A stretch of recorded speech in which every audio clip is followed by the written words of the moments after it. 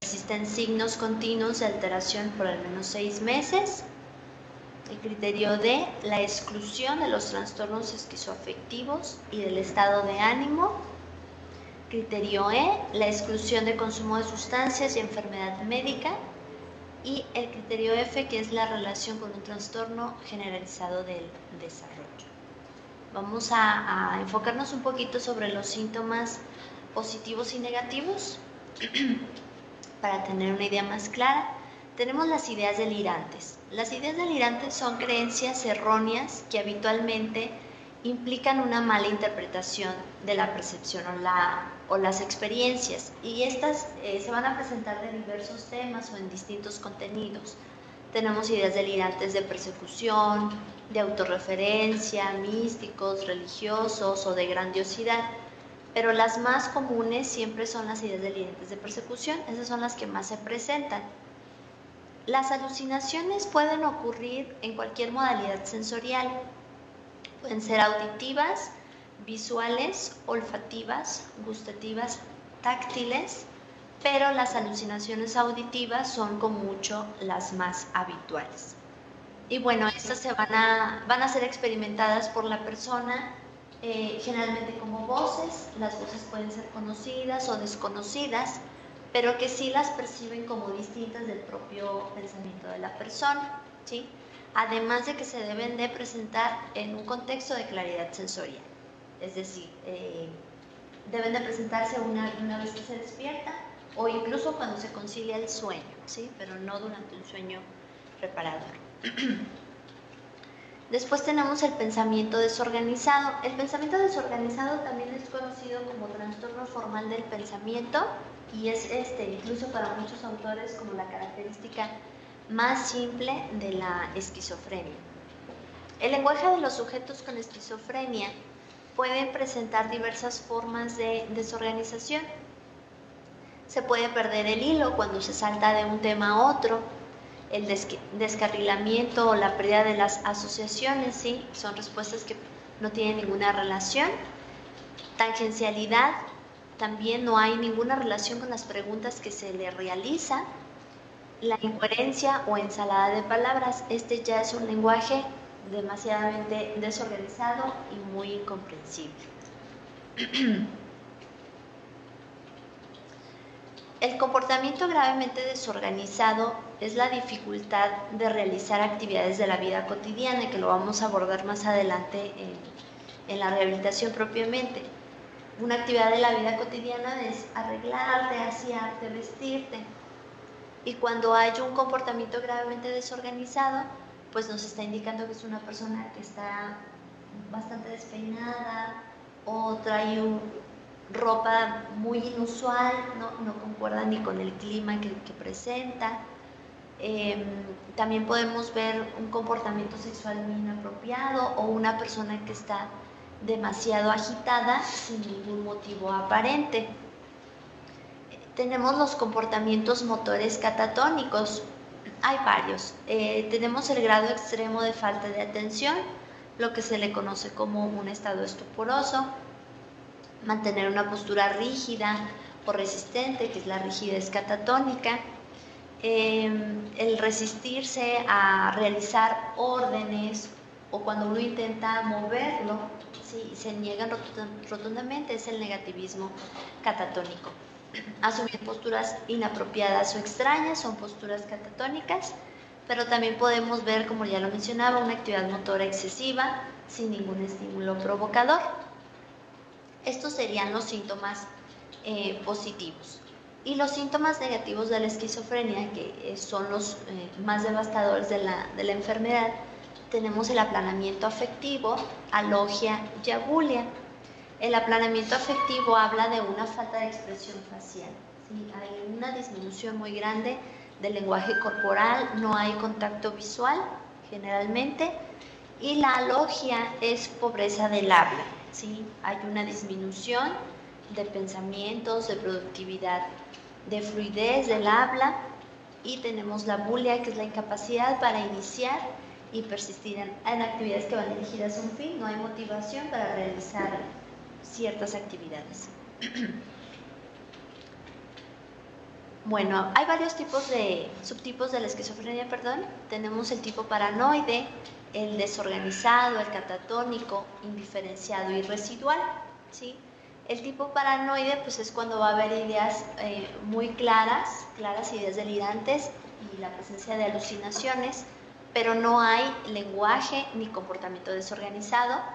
En el tipo desorganizado vemos el lenguaje y el comportamiento desorganizado, pero no hay un comportamiento catatónico. En el tipo catatónico, lo mencioné hace un momento, al menos debe tener dos de los que voy a mencionar, que es una actividad motora excesiva o inmovilidad motora, el negativismo extremo, posturas raras o extrañas. Podemos ver también aquí ecolalia o ecopraxia. Hay que recordar que la ecolalia, pues, es la repetición de palabras o frases sin ningún sentido, y la ecopraxia es cuando comienzan a imitar movimientos de otra persona. Al menos dos de los que acabo de mencionar. En el tipo indiferenciado, estos cumplen los criterios A, o sea, los que acabo de mencionar, los criterios A, pero que no cumple ni para paranoide, ni para catatónico, ni para desorganizado. Y en el tipo residual, es cuando por lo menos va a haber un episodio de esquizofrenia, pero que en el episodio clínico actual no hay síntomas positivos, pero que sí puede haber manifestaciones de síntomas negativos, y es más reducido en tiempo. ¿Sí? La aparición del primer episodio psicótico puede ser brusca o insidiosa, pero la mayor parte de los individuos presentan algún tipo de fase prodrómica que se manifiesta por un desarrollo lento y gradual de diversos signos y síntomas, ¿sí? Pérdida de interés en la escuela, en el trabajo, conductas poco habituales, descuido en la higiene, en el cuidado personal, o cambios bruscos de estado de ánimo, ¿no? Así como el aislamiento y el retraimiento social. La esquizofrenia se presenta de distinto modo en hombres que en mujeres. La edad de inicio de hombres es de 18 a 25 años y de mujeres es entre los 25 y la mitad de la cuarta década. Las mujeres generalmente ha habido estudios donde presentan un mejor pronóstico que los hombres. Estos estudios se basan y se sabe de esta manera por el número de las hospitalizaciones, el tiempo que duran en el hospital, la respuesta a los medicamentos y también la actividad social y laboral que ya presentaban antes de ser hospitalizados, ¿no? Y una vez también que salen, que logran integrarse fácilmente. Las fases de evolución. Según los estudios que ha realizado la Organización Mundial de la Salud, se ha llegado a las siguientes conclusiones. La enorme variabilidad de la evolución clínica de la esquizofrenia está presente en las diferentes culturas. La frecuencia de las recaídas y las remisiones tiende a aumentar con el tiempo. A pesar del aumento de las recaídas, el tiempo total en que los pacientes permanecen psicóticos tiende a mantenerse o a disminuir. El nivel de funcionamiento social tiende a estabilizarse o a mejorar al cabo de 2 años. Y la proporción de pacientes que lograron una mejoría sintomática era mejor en los países desarrollados. Bueno, una vez diagnosticado el padecimiento, se identifican 3 fases. La fase temprana de deterioro, que es entre los primeros 5 a 10 años. La fase intermedia es la fase de estabilización, cuando ya hay una mejoría con el medicamento, y se pasa a la tercera, que es la fase de mejoría. Y bueno, hablaba en un inicio sobre las consecuencias de la esquizofrenia, porque es precisamente en estas donde nos vamos a basar para un proceso de rehabilitación. Las consecuencias de la esquizofrenia, cuando hablamos de consecuencias, hablamos generalmente de una discapacidad, ¿sí? Y la discapacidad habla de una restricción o falta de habilidad para desarrollar una actividad en la manera o dentro del rango considerado normal para un individuo en su propio medio sociocultural. En la esquizofrenia, la discapacidad puede afectar el funcionamiento social en varias áreas. Ya lo mencionaba hace un momento, el autocuidado, que tiene que ver con la higiene, la vestimenta, la alimentación que está llevando a cabo el usuario. En el rendimiento ocupacional, ¿sí? La persona deja de ir a la escuela o deja de trabajar, trabajo que es remunerado, o hay ya dificultades en las actividades domésticas que se estaba realizando. En el funcionamiento de roles familiares ya hay disrupciones familiares graves, y en el funcionamiento en roles sociales, que se refiere a las actividades de esparcimiento o otras actividades que se realizan en la comunidad. La discapacidad moderada a severa afecta al 40% de los varones, en contraste con el 25% de las mujeres que presentan esquizofrenia. Estos son algunos de otras de las consecuencias de la esquizofrenia. El estigma social. Existe un fuerte estigma que está asociado a la enfermedad de esquizofrenia. Se desprenden numerosas consecuencias adversas, un uso del lenguaje peyorativo, barreras para encontrar trabajo o vivienda, acceso restringido a servicios sociales, escasas posibilidades de conseguir pareja. Hay un aumento de posibilidades y un maltratamiento e institucionalización, y el estigma se encuentra profundamente enraizado en la sociedad, con grados variables según la cultura en que se desenvuelve el individuo. El estigma social es algo que se debería de seguir trabajando, porque opera incluso, y es lo más triste y lo más grave, en los servicios de salud, ¿sí? Se dan los servicios de salud y aunque sea de una manera muy sutil, se observan conductas de rechazo hacia este tipo de personas que sufren de este padecimiento. El impacto en los cuidadores. Los datos disponibles muestran que la mayoría de las personas con esquizofrenia viven con sus familiares.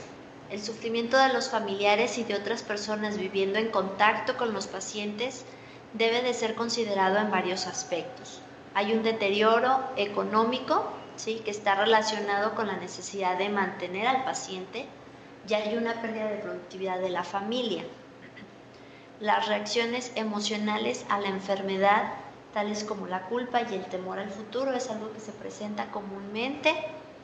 Hay mucho estrés por enfrentar conductas anormales cuando salen de casa, y como hay demasiado estrés, prefieren entonces no salir o no sacarlo a la calle, por ejemplo. La disrupción de rutinas familiares, los problemas derivados de enfrentar el retraimiento social y conductas interpersonales extrañas, además de la restricción de actividades sociales. Y también tenemos los costos sociales, ¿no? Los costos sociales que están derivados obviamente del tratamiento, y los costos indirectos. El familiar, primero el usuario que padece esquizofrenia deja de trabajar. Si existía un trabajo, deja de trabajar por las consecuencias de los síntomas, pero después el familiar o el cuidador deja de trabajar para poder cuidarlo a él, ¿sí? Y entonces podemos hablar del tratamiento del paciente con esquizofrenia. Vamos a hablar de 4 etapas meramente del tratamiento. Este inicia con un tratamiento de urgencia, la fase aguda, tratamiento de estabilización y el mantenimiento a largo plazo. El tratamiento de urgencia. La urgencia psiquiátrica se va a presentar en varios lados. Puede ser desde un hospital de salud mental, en un consultorio privado, en un hospital general, ¿sí? Pero donde sea que se presente, el médico, quien esté a cargo, debe de tomar la iniciativa de cuál es la intervención que se va a realizar. Y a veces esta decisión se realiza con información muy limitante por ambos lados, porque a veces los familiares desconocen los síntomas, ¿sí?, porque no viven con él o porque conviven muy poco, o a veces porque el profesional también desconoce cierta información, ¿no? Pero bueno, de esta manera y en esta situación se debe evaluar el riesgo que representa el paciente para él mismo y para los demás. Puede tratarse de un paciente que por la intensidad de los síntomas negativos no tiene cuidado de sus necesidades físicas y con esto poner en riesgo su vida o necesitar supervisión constante. Se puede tratar también de un paciente agitado que va desde el incremento de la actividad motora hasta la violencia física. Lo que sigue o lo que se debería de seguir es realizar contención verbal, ¿sí? La contención verbal pues es tratar de establecer una relación de confianza con el único objetivo de disminuir la agitación y prevenir que se dañe, para poder después utilizar el medicamento. Pero es más probable y es muy común que la contención verbal no se pueda llevar a cabo y entonces se debe de utilizar la restricción física. Pero la restricción física debe de ser en un plazo muy limitado, sin dañar al paciente en tanto que la medicación haga su efecto. Es muy importante que por lo menos 5 personas sujeten al usuario, ¿no? Para que cada uno tome un miembro, una mano, una pierna, una cabeza y evitar que se dañe. Después tenemos el tratamiento durante la fase aguda. Este es el primer paso donde se realiza un diagnóstico más correcto para iniciar en forma adecuada el tratamiento farmacológico, psicoterapéutico, psicosocial, lo que permitirá una mejor adherencia al tratamiento. Para iniciar el tratamiento es necesario tomar en cuenta la fase en la que se encuentra la enfermedad, las características del paciente, la relación y la disposición de los familiares y el deterioro que ya ha provocado el trastorno, tanto en el usuario como en las redes de apoyo, que vendría siendo la familia. Y una vez ya teniendo pasando de la fase aguda, podemos hablar de un tratamiento de estabilización. Esta se va a dar según el psiquiatra lo recomiende. Puede darse de manera ambulatoria, que es en casa, con sus citas médicas, o que se requiera el internamiento, ¿sí? Y bueno, la estabilización obviamente nos habla de mejoría y de ahí seguimos el mantenimiento a largo plazo. Una vez que ya ha habido mejoría con un cierto antipsicótico, lo ideal es que se siga con lo mismo, evitar recaídas y evitar dejar de manera prematura el medicamento. Seguimos con la psicoterapia en el tratamiento de la esquizofrenia. Los mejores resultados que hemos tenido, y además de que hemos tenido, es lo que se sugiere en las guías prácticas clínicas, es retomar la terapia cognitivo-conductual, ¿sí? El objetivo de esta es reducir el malestar y la disfunción generada por los síntomas, enseñando a los pacientes a cuestionar, a modificar respuestas emocionales que no sean tan funcionales y dándoles estrategias para resolver problemas y con ello disminuir la resistencia al tratamiento y las recaídas. ¿Sí? Los mejores resultados que hemos tenido son aquellas terapias individuales o grupales, pero que sí llevan terapias de apoyo, educación, entrenamiento en funciones cognitivas y entrenamiento en habilidades psicosociales. En la rehabilitación es muy común el término de psicoeducación y es algo que trabajamos en el área de internamiento, fuera y dentro del internamiento. La psicoeducación nos habla de educar. Hay que educar y hay que informar tanto al paciente como a los familiares sobre el padecimiento, ¿sí? En la medida que ellos sepan más sobre su padecimiento es en la medida que va a haber mucho más mejoría, además de que la psicoeducación también nos ayuda a contribuir a la no estigmatización. Y la psicoeducación se puede dar de manera individual, grupal y también familiar. Bueno, ahora sí vamos a entrar de lleno a lo que es la rehabilitación para personas con esquizofrenia, pero antes quisiera abordar el término de rehabilitación. Rehabilitación quiere decir habilitar, ¿sí? O restablecer algo, o una persona o algo a su antiguo estado, ¿sí? Algo que ya tenía esa persona, hay que recuperarlo. Y una vez que se recupere, quizá haya la posibilidad de mejorarlo, ¿sí? La esquizofrenia provoca una discapacidad de largo plazo en una gran proporción de los pacientes. Esto ha llevado a desarrollar una serie de técnicas de rehabilitación con énfasis en las funciones y capacidades de las personas. El objetivo es optimizar el desempeño en los roles sociales, vocacionales, educacionales y familiares, alcanzando la mejor calidad de vida y productividad posible. Aquí es muy imprescindible que para un desarrollo de un programa de rehabilitación, se ajuste a las necesidades individuales, ¿sí? Se requiere un ajuste individual y para ello tenemos que realizar un diagnóstico realmente muy exhaustivo de las discapacidades que la persona ya tenga, ¿sí? Que ya haya perdido en las distintas áreas y todo con el objetivo o el fin de poder recuperarlas, ¿no? Y tenemos 4 puntos importantes en la rehabilitación, ¿sí? Que hay que estar trabajando todos los días prácticamente. Actividades de la vida diaria, entrenamiento en habilidades sociales, rehabilitación vocacional y la utilización del tiempo libre. Vamos a hablar de cada una de ellas para que nos quede un poco más claro. Bueno, aquí tenemos una imagen sobre lo que a veces trabajamos en grupo. Y antes de pasar obviamente a describirlas, creo que es importante retomar los objetivos de la rehabilitación.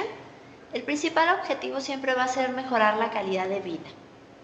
Después, mejorar destrezas y habilidades de las personas, fomentar la confianza. Esto va a ayudarnos a aumentar la independencia y desarrollar o mejorar el sistema de apoyo. El sistema de apoyo siempre va a ser la familia. Tenemos actividades de la vida diaria.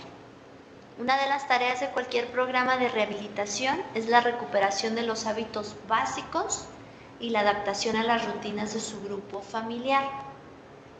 Un paciente que ya es incapaz de desarrollar estas actividades de la vida diaria, estamos hablando de un paciente que está severamente discapacitado y que obviamente está más susceptible a ser estigmatizado, discriminado y por ende más limitante en la posibilidad de adquirir habilidades más complejas.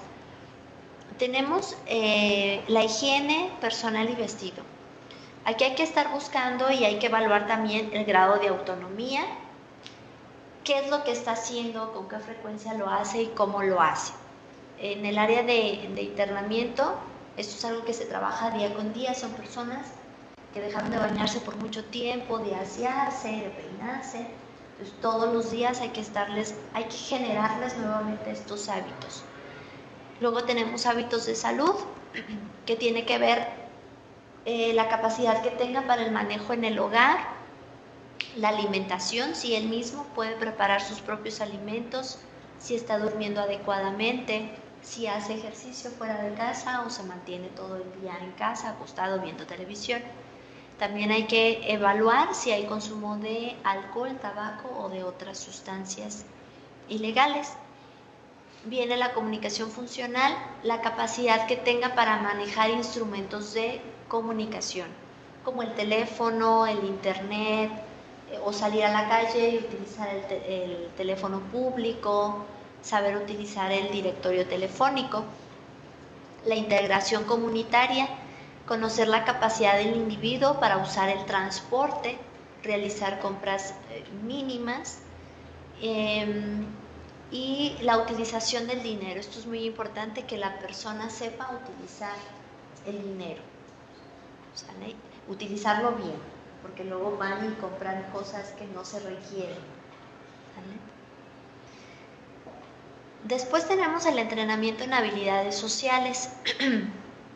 Aquí se refiere a un tipo de intervención basada en la teoría de aprendizaje social que busca estimular y reactivar habilidades perceptuales, motoras e interpersonales que están consideradas para alcanzar una adaptación en la comunidad, en el mayor grado de independencia posible y relaciones sociales que sean ricas y satisfactorias.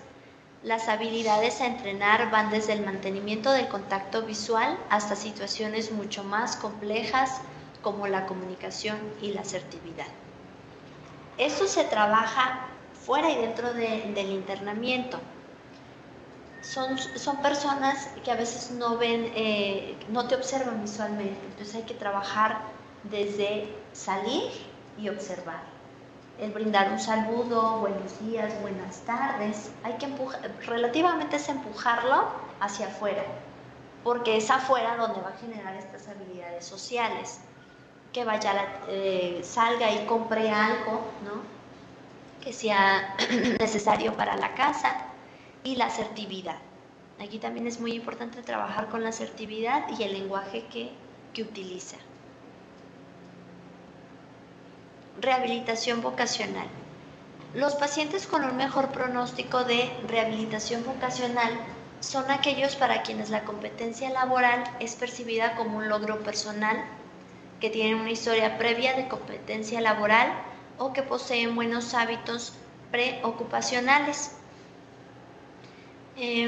Aquí es bien importante hacer hincapié, porque se presentan mucho estas situaciones sobre la expectativa del paciente y del familiar, pero es una expectativa irreal.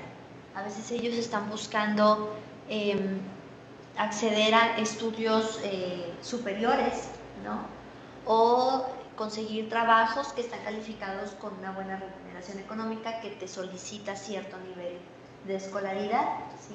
Hay que hablar bien con los familiares sobre estas expectativas y atraerlos a la realidad. La meta para los pacientes afectados de un primer episodio de esquizofrenia debe ser el retorno a sus estudios o a su trabajo, va a ser el primer objetivo.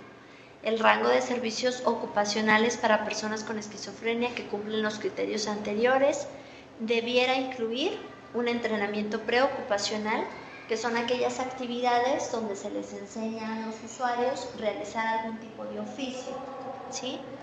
Los empleos protegidos transitorios. Esto se ayuda mucho con la familia. La familia básicamente es un pilar bien importante.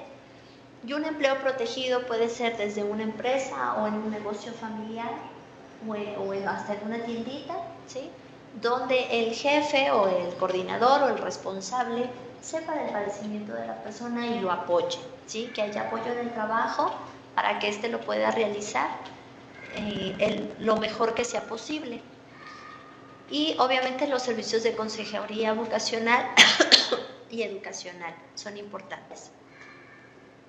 Aquí tenemos algunas imágenes sobre lo que pueden aprender en algunos talleres.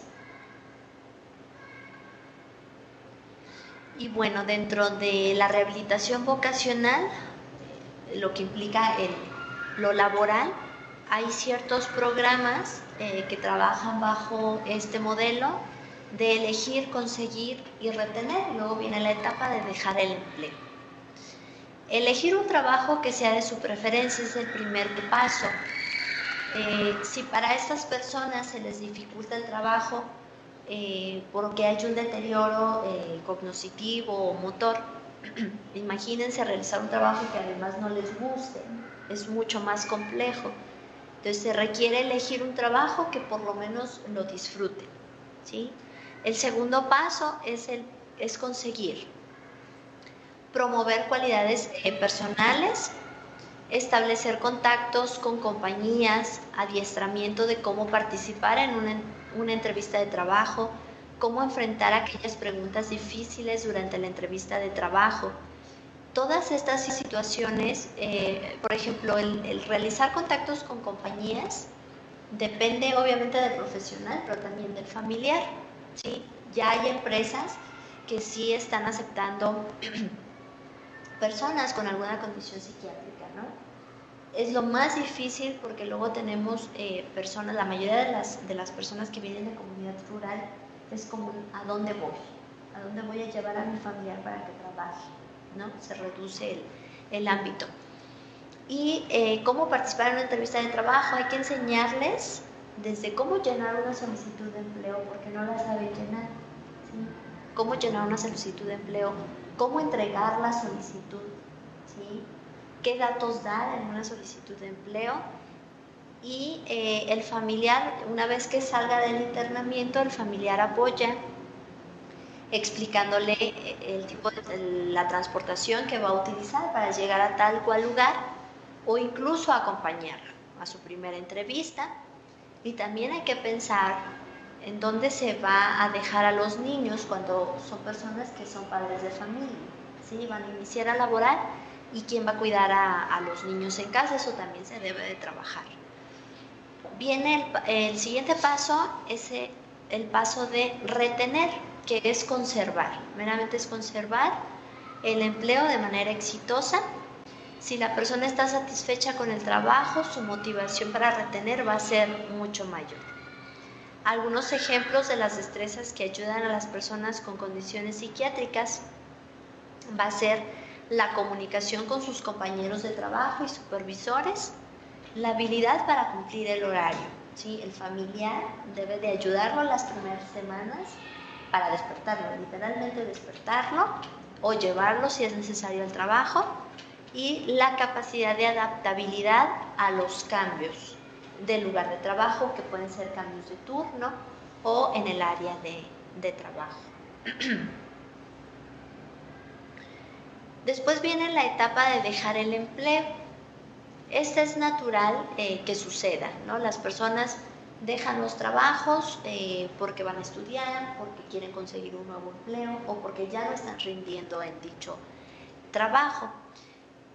Sin embargo, las personas que llegan a tener alguna condición psiquiátrica dejan sus trabajos de manera abrupta y sin notificación, ¿sí? Se le comunica que esto no es algo que le ayude, que no es algo que deba de realizar. Es una desventaja muy importante para ellos, se les comunica, y el propósito principal de todas las actividades de esta etapa es ayudar a los participantes a darles fin y abandonar el trabajo de manera reflexiva, deliberada y consciente, ¿sí? Hay que enseñarles que en algún momento, cuando ya no quieran realizar ese trabajo, necesitan hacerles saber o dar esta información a su jefe inmediato o al coordinador de los motivos por los cuales se va a dejar el trabajo, ¿sí? Y no lo puede hacer ni un día antes ni 2 días antes. Hay que hacerlo con un espacio para que haya espacio para que regrese otra persona y supla, ¿no?, el trabajo. Documentar los avances laborales, la importancia de solicitar una carta de recomendación para que ésta pueda utilizarse en los próximos trabajos. Y consolidar las relaciones laborales. Esto es bien importante, practicar y enseñarles que es indispensable sobrepasar un poquito la relación laboral y tratar de lograr relaciones afectivas para que esto les ayude en sus próximos trabajos. Son puertas, ¿no?, que debemos dejar abiertas. Bueno, no nada más para este tipo de pacientes, para todos los que laboramos. Viene la utilización del tiempo libre. Las personas necesitan tener un acceso real al uso placentero de su tiempo libre, ya sea en actividades de tipo cultural, deportivas y recreativas. Los programas de desarrollo de ocio y tiempo libre representan una respuesta de salud mental comunitaria a la carencia de red social de apoyo, que afecta a la población psiquiátrica crónica. Algo asumido respecto a estos programas es que mejoran la calidad de vida de los usuarios a través de la instauración de lazos amistosos.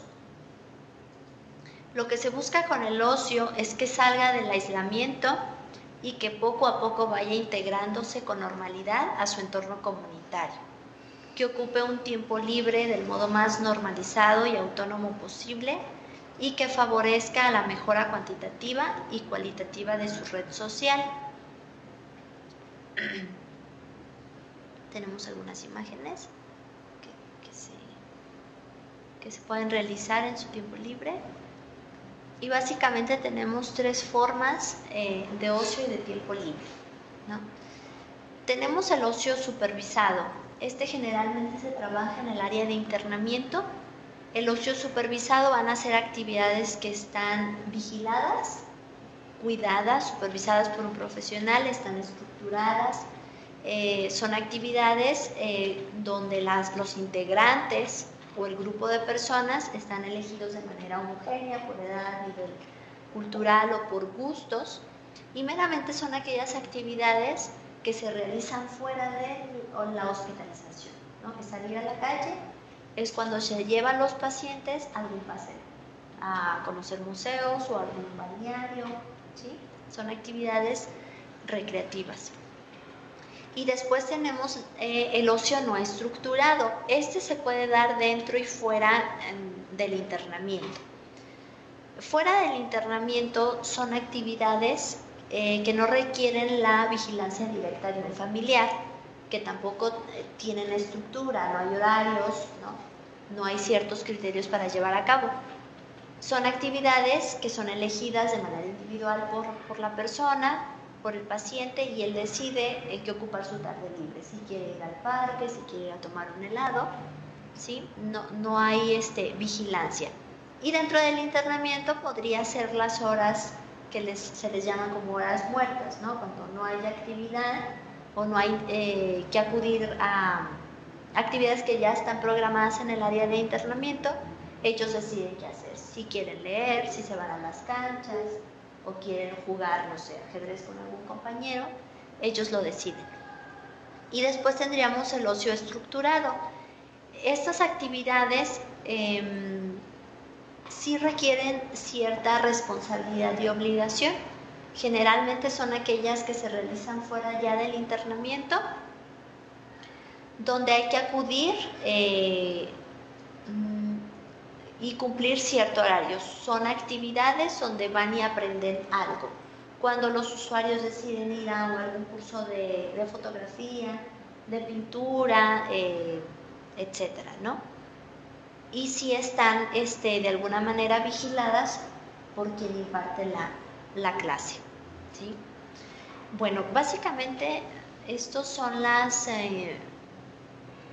actividades que se trabajan dentro y fuera de hospitalización. Algo que no puse en las diapositivas, pero que es importante mencionarlas, es la terapia con los familiares. Si no hay una buena red de apoyo social, es muy difícil que haya una rehabilitación favorable, ¿sí? Entonces, es lo que trabajamos en el Hospital de Salud Mental de aquí de Calera, y lo trabajamos todos los días, y se debe de trabajar saliendo del internamiento. Bueno, creo que sí.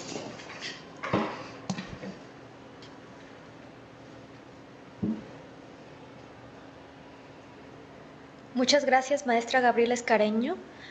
¿Alguien tiene alguna pregunta? Asociación de Televisiones Educativas y Culturales Iberoamericanas, ¿tiene alguna pregunta?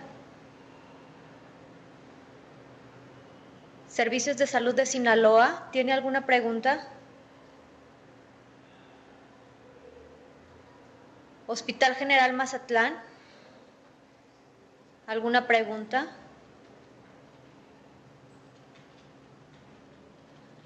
Hospital General El Dorado, ¿alguna pregunta? Oficinas Centrales de Telemedicina Guerrero, ¿alguna pregunta? Hospital General de Acapulco, ¿alguna pregunta? Universidad Autónoma de Nuevo León, ¿preguntas? Centro de Excelencia, ¿alguna pregunta?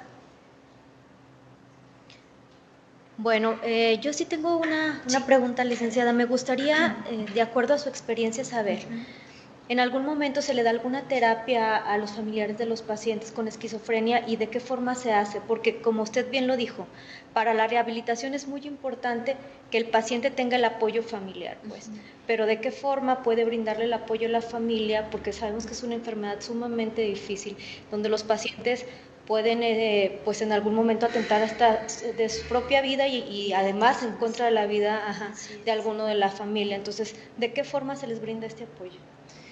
Bueno, el apoyo a las familias Inicia desde que el usuario entra, por ejemplo, al área de internamiento, ¿sí? Hay que hablarle sobre la enfermedad. La conciencia de enfermedad no solo se trabaja con el usuario, se trabaja también con los familiares, ¿sí?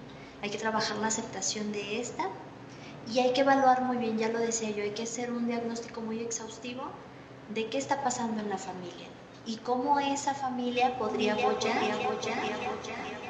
de manera más, ¿sí? Entonces se trabaja con toda la familia, con todos los, luego terminas trabajando con los abuelitos y los tíos, con todos los que viven en casa, sobre todo en las comunidades rurales, son casas donde viven otras 3 familias juntas y tienes que trabajar con todos ellos, ¿sí? Hay citas, por ejemplo, en el área de internamiento en el hospital, tenemos ciertos días para que la familia acuda, ¿sí? Y es cuando trabajamos con los familiares y ellos también ven la evolución del usuario. Para nosotros es muy importante la opinión de los familiares. Nosotros los conocemos 15 días o 3 semanas que están ahí, pero ellos los conocen de toda la vida. Así es. Entonces, con las visitas, ellos nos van diciendo, ya está totalmente recuperado o no, lo vemos todavía mal. Y a partir de ahí empezamos a realizar planes personalizados para trabajar con ellos. Muy bien, muchas gracias. Por otro lado, me preocupa también el hecho de que comenta que, si bien es cierto, aún en las unidades de salud se tiene mucho, ¿cómo lo dijo?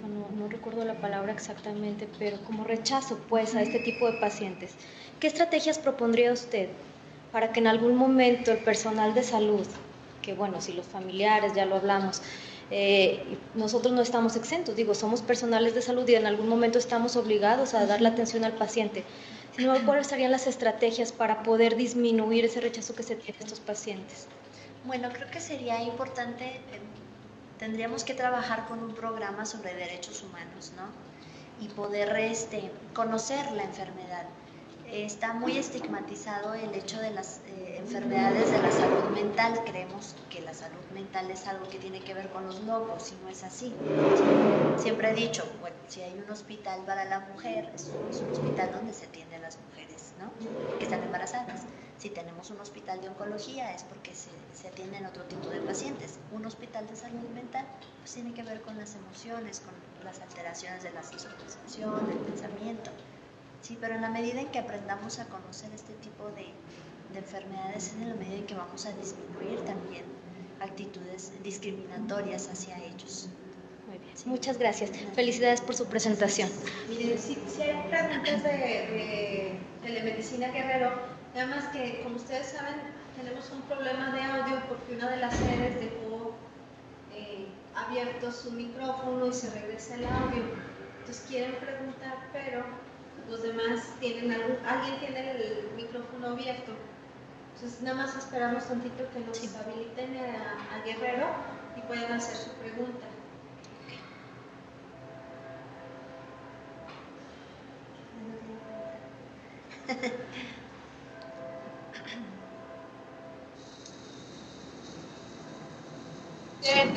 Del Hospital General de Acapulco hay una pregunta.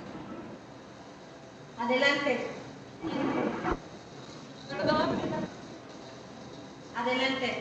La pregunta es recomendar que el usuario con la descendencia o qué riesgos se pueden encontrar con el hecho de que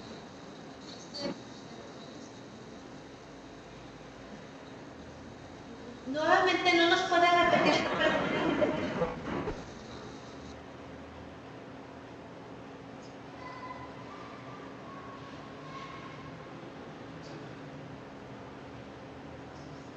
Bueno, por parte de Guerrero de Oficinas Centrales, dicen de qué manera se puede controlar los efectos colaterales de los medicamentos antipsicóticos. ¿De qué manera se pueden, qué, perdón? Controlar los efectos colaterales. Bueno, es que también para eso hay medicamento, ¿no? O sea, meramente tendría que ser la medicación, ¿sí? Que son los efectos secundarios de ciertos antipsicóticos. Y la otra, ¿todos los tipos de esquizofrenia se tratan igual? No. No es que se trate, vaya, la esquizofrenia se va a presentar en varias modalidades, ¿sí? Pero con lo que se debe de trabajar, independientemente de los síntomas positivos o negativos, es con el individuo y su medio ambiente, ¿no? Ya lo mencionaba, hay que trabajar, hay que ajustarnos a las necesidades individuales de esa persona y es con lo que se trabaja. Y la que me siguen mandando es cuál es de la esquizofrenia más grave o de peor pronóstico. La desorganizada es la de peor pronóstico. Todas aquellas donde se presenten los síntomas negativos, ¿sí? Las catatónicas son las de peor pronóstico. Las esquizofrenias que la paranoide es muy funcional, la esquizofrenia paranoide es la más funcional, ¿sí? Ok, muchas gracias. No sé si acá tenemos una pregunta. Adelante, Acapulco. ¿Qué tan recomendable es que el usuario con esquizofrenia tenga descendencia? ¿Qué riesgos se corren? ¿Si es recomendable o no? Bueno, creo que esa respuesta sería, me la voy a, a guardar. Es recomendable en la medida que el sujeto se haga responsable de sí mismo y de su enfermedad, ¿no? Sabemos que sí hay, que la genética tiene una gran implicación, pero no podría decir, no, ellos no podrían tener familia, porque entonces sería otra manera de discriminarlos, ¿no? Entonces, es en la medida en que la persona logre hacerse responsable. Si se hace responsable de sí misma, evidentemente podrá tener familia, ¿no?